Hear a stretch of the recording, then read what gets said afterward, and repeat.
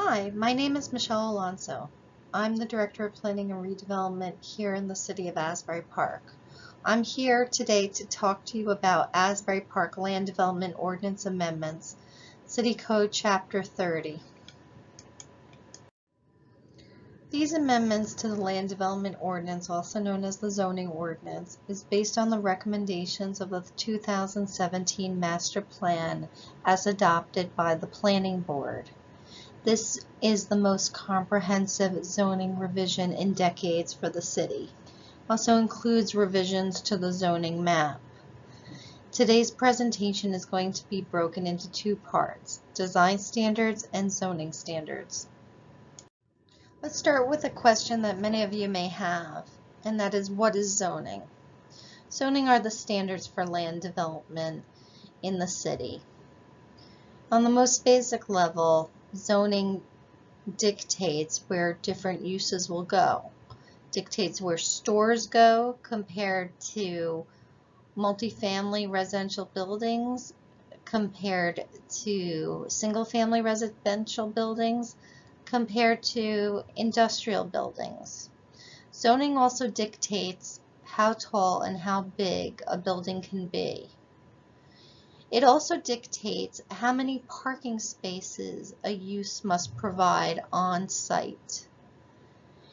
Zoning also talks about the design of a building, what it looks like, as well as elements that we may not think of as part of the building design. Signs on a building, fences around a building, the front of the building, also commonly known as a facade, the lighting that's associated with a building or a parking lot, and the landscaping that's planted around a building or a parking lot.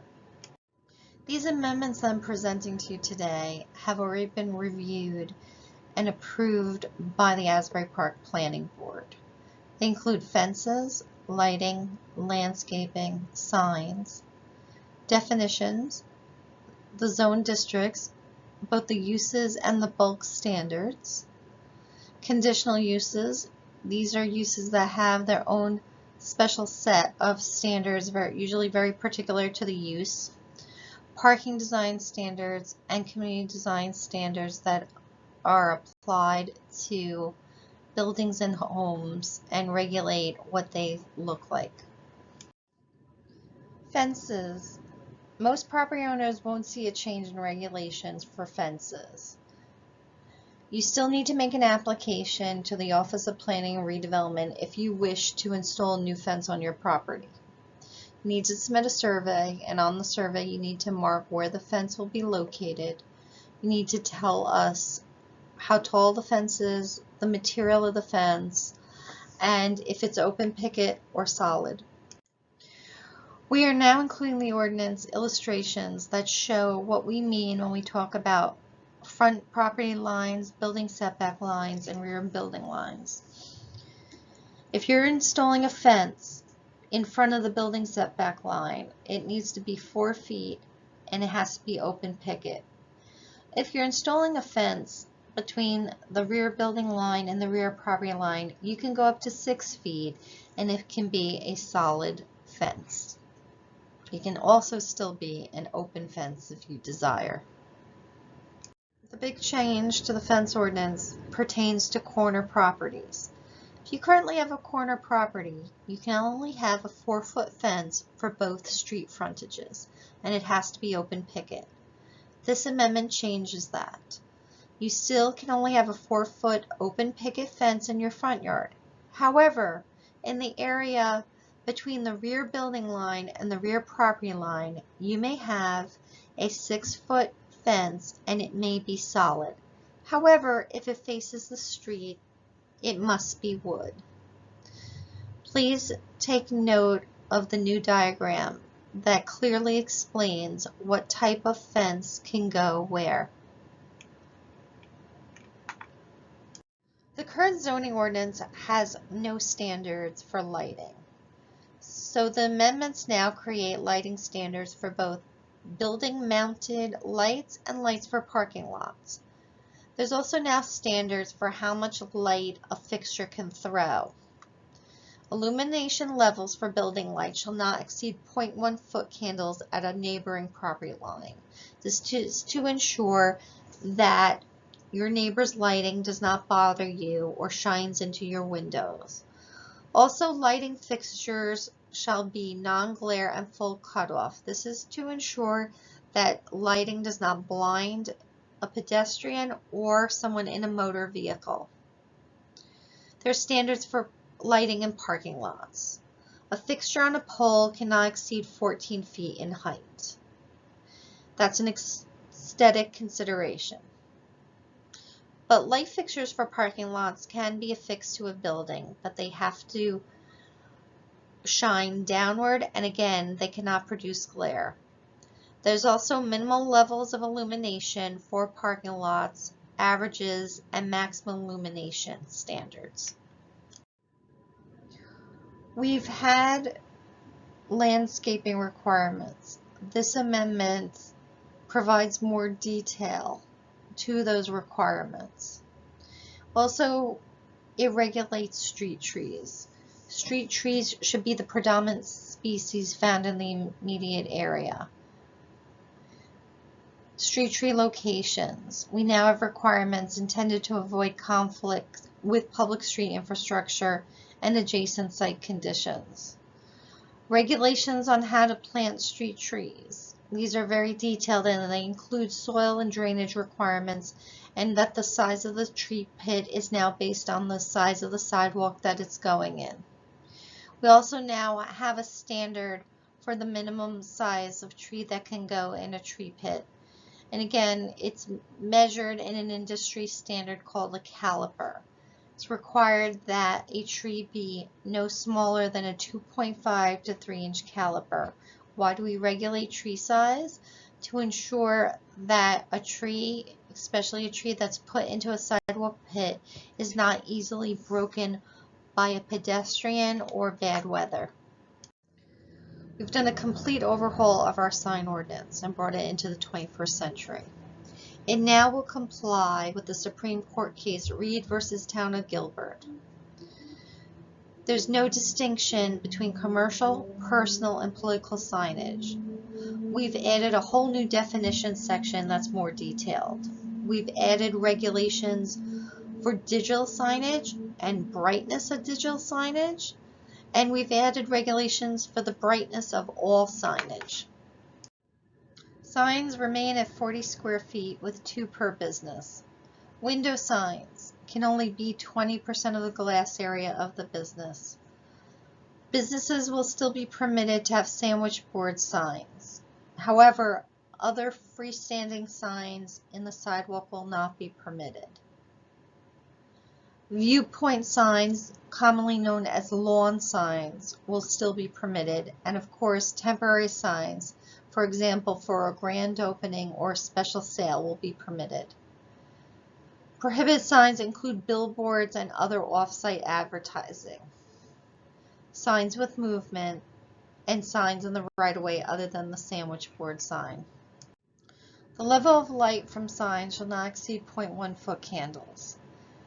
And when the sign is not needed, they shall be turned off between the hours of 10 p.m. and 7 a.m.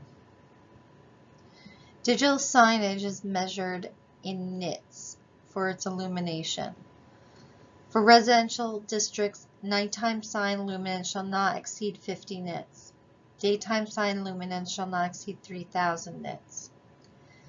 For non-residential districts, also known as commercial districts, nighttime sign luminance shall not exceed 150 nits, and daytime sign luminance shall not exceed 3,000 nits. In addition to the sign definitions being amended, we've amended a few other definitions in the zoning ordinance. Most of these amendments have to do with a modernization or a clarification of the definition. We've modified the definition for balcony and deck, so there's no confusion between the two. Family and household, office, stacked parking, townhouse, bed and breakfast, density, microbrewery and brew pubs, sexual-oriented business, and service station. We've made changes to the individual zone districts. The zone known as the R1A is eliminated and it's replaced with the R1, which is already in existence. The R2A district will now only permit 1 and 2 family homes, while before you may have been able to construct a 4-family home, depending on your lot size. We've created a P1 zone for parks and a P2 zone for schools. We've made changes to the LI, or Light Industrial District. It now includes manufacturing and assembly that does not emit smoke or fumes or produce noise or vibrations that are detrimental to nearby residences. We've also eliminated standalone retail sales, but we've included welding and artist studios. These are the amendments to the height, yard, and bulk requirements by district. These are the regulations that dictate how big and tall your building can be. We've made a few changes. The front yard setback for most districts is not a set number, but is what's called the prevalent setback on the block. This is to ensure that houses mostly line up with other houses and that some buildings don't stick farther out front than other buildings. We've also increased the building coverage maximum. It's 30% now rather than 25%. We've also amended the bulk requirements so that you can now put a shed, a small shed in your backyard, and it doesn't count towards your 30%. But we've now added an impervious coverage requirement. Impervious coverage is the portion of your lot that is paved. You can now have up to 65% paving, but that also includes your building footprint. We've also now eliminated for the R1 district the density requirement, but it's maintained for the R2 district, the R3 district, and the B district. We've also eliminated a requirement that's called floor area ratio. This is another standard of how big a building can be built on a lot. There's no longer a regulation for the R1 district and the R2 district, but if a multifamily is being built in the R3 district, it has to have a floor area ratio of 1.5.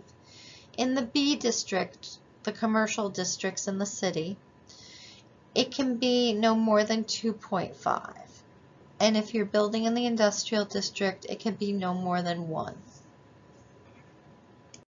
Some other changes to bulk standards includes that we've eliminated minimum unit sizes.